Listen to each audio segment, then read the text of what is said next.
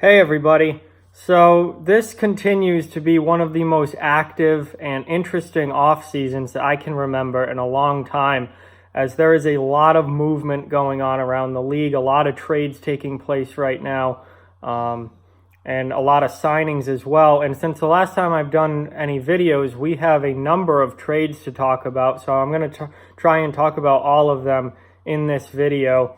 And first, going back to the 22nd, which was Saturday, JT Miller traded from the Tampa Bay Lightning to the Vancouver Canucks in exchange for goaltender Marek Mazanek, a third-round pick, and a conditional first-round pick. And I believe, if I remember correctly, the condition on that first-round pick has to do with Vancouver making the playoffs. If Vancouver makes the playoffs, then I think Tampa gets their first-round pick.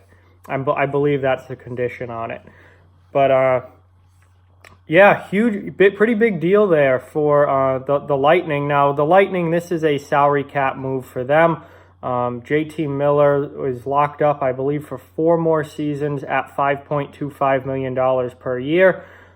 He did not have a no-trade clause in his contract, making him the easiest guy to move out of the guys that Tampa Bay might be looking to move to dump salary, guys like Tyler Johnson, Andre Palat. They have no trade clauses. Miller did not. So Miller was the easiest guy to move, and that's what they did. So that is another $5+ million off the books for the Tampa Bay Lightning, who are absolutely in a major cap squeeze right now. They get the third-round pick, potentially a first-round pick in return, and Marek Mazanek is just a minor league goaltender, so I would not expect to see him anywhere near the NHL level. So again, not a huge return for a player like JT Miller, who is a top 6 forward and somebody who you would expect to play a lot of minutes, especially in Vancouver. Tampa didn't get a ton in return for him, but the goal here was to get his contract moved, not necessarily to get a lot in return. They just want that cap number off the books, and that's what the Lightning have done. For Vancouver, I think this is a great pickup for Vancouver. JT Miller is still only 26 years old. He's played a number of years in the league now, but he's still fairly young.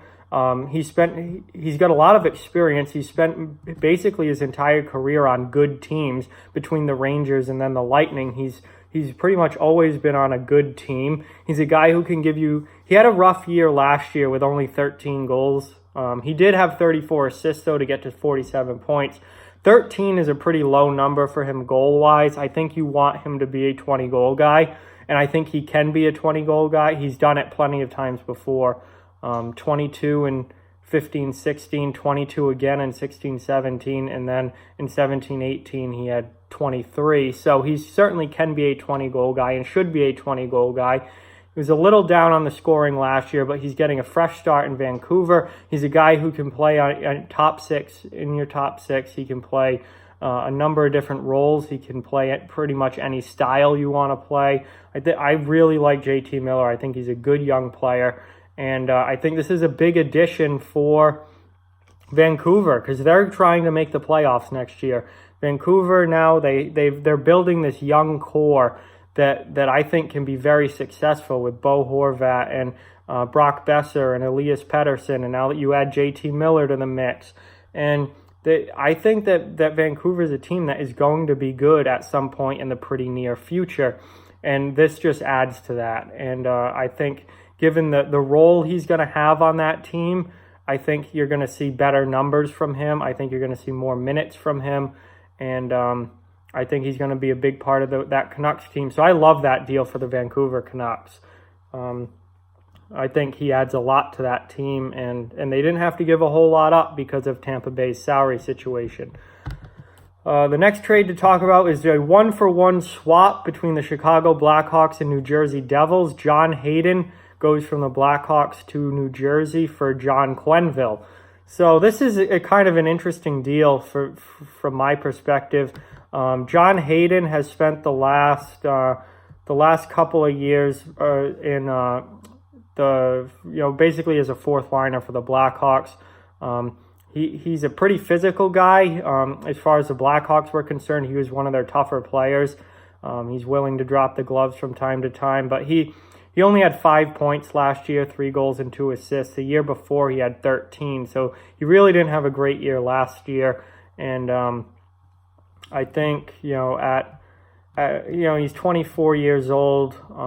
He's a big kid and a physical guy, but I think he pretty much is what he is. He's a fourth line type of player at this point, and probably what he's going to be. And so Chicago seemed ready to move on from him, and they send him to New Jersey, and New Jersey sends back John Quenneville, who at 23 years old has only played 33 career NHL games and only has 5 points in those games. Quenneville has been a regular in the AHL for the Devils, in Binghamton for their AHL team, but he has never really been able to crack the NHL lineup on a regular basis. It'll be interesting. I think that, at 23 and 24, those two players are kind of in the same points in their career. John Hayden's had a little more NHL success than John Quenneville. I think Quenneville's ceiling might potentially be a little bit higher, which is maybe what attracted Chicago to this trade.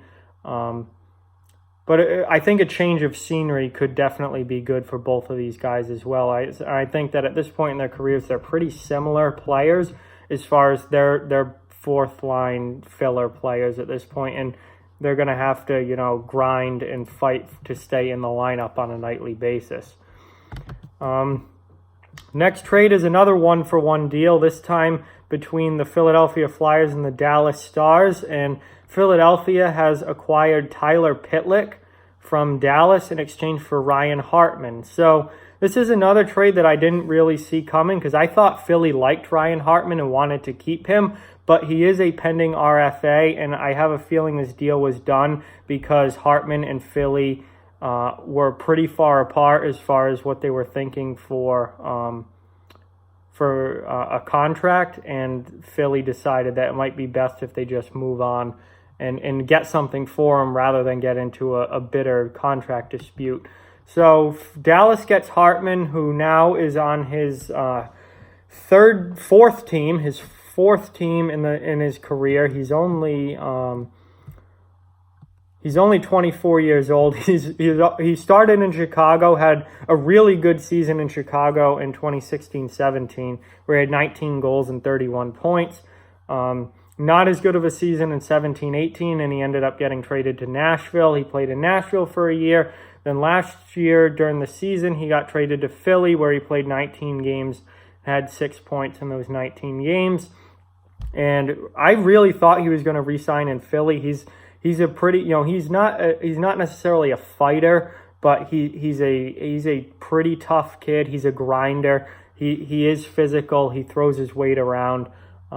And he's a guy that kind of brings that grit and snarl factor that you would expect from the Philadelphia Flyers. I thought he'd be a great fit in Philly, but again, I think the contract is the reason that Philly ended up moving him. So now he is going to go to Dallas. So he has played for he hasn't played for Dallas yet, but assuming he signs with Dallas, that will be 4 teams already in his career, and 3 of them will be Central Division teams: Chicago, Nashville, and Dallas. So he obviously is finding a home in the Central Division.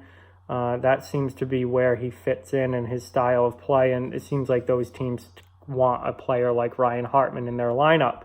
So Philadelphia gets Tyler Pitlick in return. Pitlick played 47 games for the Stars last year and had 8 goals and 4 assists for 12 points. Both of these guys are kind of bottom 6 forwards, third line guys. So they just kind of swap third liners there between Dallas and Philadelphia. And lastly, the Chicago Blackhawks have acquired Alexi Sorella and Calvin DeHaan from the Carolina Hurricanes in exchange for goaltender Anton Forsberg and Gustav Forsling.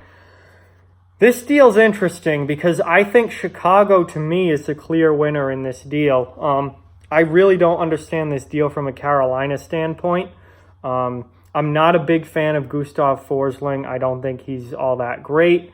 And Anton Forsberg, to me, is a mediocre backup goaltender. So I don't really see how this makes Carolina better at all. This Sorella kid for Chicago, he wasn't seen a whole lot up in Carolina, but he lit it up for the Carolina's AHL team down in Charlotte. He had a huge year with them. So, he's a really good young player that I think has a lot of potential as an NHL goal scorer. And, Carolina gives him up. And Chicago gets Calvin DeHaan, who is certainly not a standout, spectacular defenseman, but he's a veteran guy who's been in the league for a long time now, who can play on your second or third defense pair and just kind of be a stabilizing veteran guy back there. And I think that helps out Chicago a lot, whose defense really needed work. And between getting Olli Maatta, assuming he stays healthy, and now adding Calvin DeHaan, I think Chicago's defense is much improved from what it was last season. So, to me, Chicago really wins this deal, getting a young kid in Sorella with a lot of potential and a veteran stabilizing defenseman in exchange for a mediocre backup goaltender and a lousy defenseman that I really don't think is very good in Gustav Forsling. So, That trade's a little baffling to me from Carolina's perspective on why they would do that, but I love that deal for Chicago. And look at Chicago now. I think, they haven't made the playoffs in a couple years now, but they could potentially make a playoff push next year. I think they are slowly but surely putting some good pieces together there with the Blackhawks, and they should be an improved team. And they're one of those teams that I think could really surprise people next season. And we still have free agency to go. If they add one or two big free agents, all of a sudden Chicago could very well be good again. So I really like what I've seen from them this offseason, and really through the roster improvements they made last season as well. Chicago could be coming, and they could be good again before we realize it. They've made some really slick moves in my mind. But so those are the 4 trades that have taken place over the last few days. This continues to be a very active offseason, one of the most active off seasons that I can remember.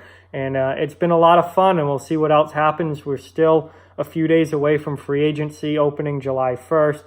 And I'm sure we're going to see a lot more action before then.